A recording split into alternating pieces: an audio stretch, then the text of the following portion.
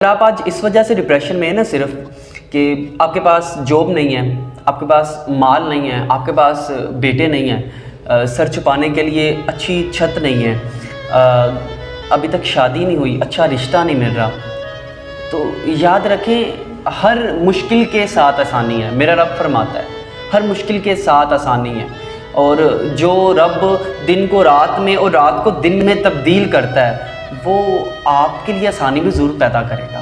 लेकिन हमने क्या करना है, बस थोड़ी सी हिम्मत रखनी है, तवक्कुल रखनी है अपने खुदा पर, और करना क्या है, जो भी अपॉर्चुनिटी मिले उसको अवेल करना है। जो भी अपॉर्चुनिटी मिले खुद को खुद ही प्रोडक्टिव बनाना है, खुद को कमरे में लाक नहीं कर लेना, इस दुनिया को फेस करना है। जो मजाक उड़ाते हैं उनको उड़ाने दें, कल यही लोग आपकी तारीफ़ों के पुल बांधेंगे, यही लोग आपकी तारीफ़ों के पुल बांधेंगे।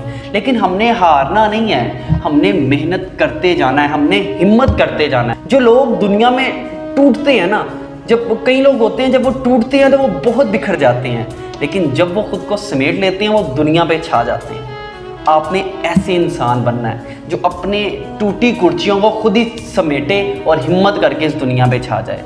और जो बंदा कहता है ना मैंने जीना है, मैंने जीना है, मेरा खुदा उसके लिए रास्ते ज़रूर बनाता है।